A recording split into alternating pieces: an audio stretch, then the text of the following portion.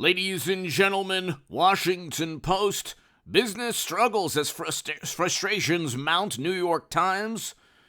Washington Times. Washington Post loses 500,000 subscribers since the end of Trump's presidency. Wall Street Journal. Washington Post considers selling tech business it built on Jeff Bezos' watch. And in 2023, they terminated about 60 positions within the newspaper. This is a Washington Post article. Eliminated at least 60 positions since November. Okay? Of 2022. Then you have 20 newsroom employees laid off. Washington Post. These are all Washington Post articles. After reading the Washington Times and New York Times articles on layoffs and loss of subscribers, the circulation of the Washington Post has dwindled from like 800,000 circulated to like less than 200,000, something like that, daily. So you have a big problem in terms of the Washington Post. Why? And I don't want anyone at the New York Times or the Washington Post or Vanity Fair, Esquire, New Yorker, even CNN, MSNBC, even though I really don't like their coverage of Trump, I actually really dislike their coverage of Trump and of politics in general because they serve as Democratic Party newsletters, essentially, which is the reason for their downfall. And I'll get to that in a second. But Trump is basically sending these companies to bankruptcy. Now, Jeff Bezos owns the company. He could very well just sell it. You have to ask, will they do better next year? Because we have the presidential contest. Well, people are tired of the same apoplectic, never-ending media coverage. Okay, the Post-printed weekly circulation, not daily, is 159,000 papers. Now, if you look by year, it went from like 800,000 per week. It's gone from a circulation of 507,000 in 2016, okay, to 159,000 last year. From what I'm looking at right now in a quick search. But you look and you ask, well, why are these papers from the Washington Post to the New York Times to the Los Angeles Times to all of these magazines, New Yorker, New York Magazine, Vanity Fair, Esquire, Rolling Stone, why are they dwindling in terms of circulation, in terms of subscriptions?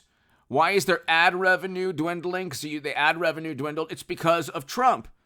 It's because of their, not Donald Trump, the person. It's because of their endless, obsessive, apoplectic coverage of Trump, painting him to be the most villainous monster, the greatest criminal that's ever lived, the greatest obstacle to democracy and human decency. And if you have 15 to 20 publications saying the same thing at all times, why would you then look at the Washington Post when you could read the New York Times or Axios or any other publication that will report on unnamed, unofficial, or officials, former, current U.S. officials, people close to the matter, CNN and MSNBC reporting on Trump having an extramarital affair on Mars and trying to sell the planet Earth to finance a golf course on Pluto. Because they've turned into the National Enquirer of media coverage.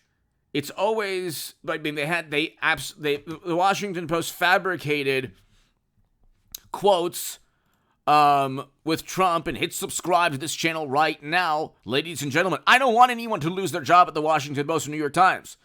I don't want that. But Trump is sending, just like he did with Twitter. And I was one of the first people in all of YouTube to say, look, Twitter is going to eventually go bankrupt if it's not purchased by somebody, and Elon Musk purchased it. Now, what Elon Musk should do is buy it off Bezos. But see, you own the Washington Post for influence. Okay? For influence. You do have intel agencies feeding stories to these publications, and that's not conspiratorial, that's public record. Okay? You look at Wikipedia, and they'll explain the public record. People are tired. The average person is even if you don't like Trump, there is a point of diminishing returns. How many negative stories can you read in 7 to 10 years about one person? And one person that half the country likes, by the way.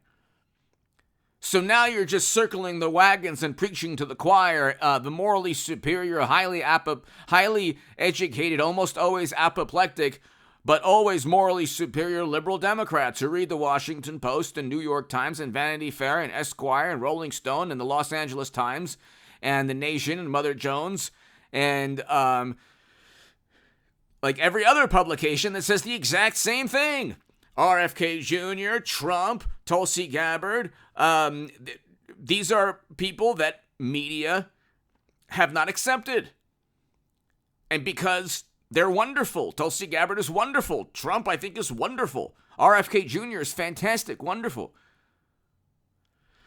If you think outside of the mainstream, you're going to get a hit piece by, Paul Krugman at the New York Times or other people. You're outside of, polite society, and 15 to 20 publications will write the same thing.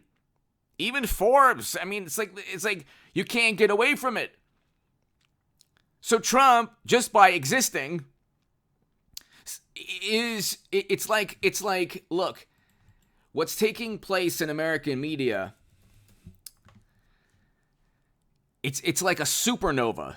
What takes place is they're melting from the heat of their own passion against Trump. They're so obsessed with disparaging Trump that they don't investigate Hunter's laptop. They serve as an extension, a newsletter of the Democratic Party. What does the Washington Post or the New York Times give readers that the New Yorker or the Atlantic or Mother Jones or the Nation or Los Angeles Times don't give their readers? It's the same article. Democrats good. Biden, Fetterman, totally wonderful, highly intelligent, lucid, better than Shakespearean prose. Oh my God, they're the best communicators. Everything is like, it's basically The View. It's watching The View, but reading it. Same thing with channels that are on the left. It's the same thing. It's a script. And so they're going to continue to lose money because they've already reached a point of diminishing returns. Now, if the Washington Post did a story, investigative journalism on Hunter, oh my God, I'd be reading the paper. Everyone would. Half the country would then suddenly say, oh, well, maybe they're not just an extension of the Democratic Party. But they're not going to do that. So they're going to continue to lose and just go down like sink with the ship. The media, just an analogy, the media vessel. So you look, ladies and gentlemen, and I don't know how much they lost last year, but you do know that all of these media organizations, CNN and others, Vice went under, another one went under, BuzzFeed News. It's the same article. They don't differ. You have to go to the New York Post or the Daily Mail to get any information, and other like the Federalist, and to get any information about Hunter's laptop or the substance found near the Oval Office, or the truth about foreign policy in Europe. And so they've reached a point of diminishing returns. Even the presidential contest won't help them that much because There are a million other choices if you want to just harp on how terrible Trump is. If you are on, within traditional media, give me your thoughts below. Hit subscribe to this channel.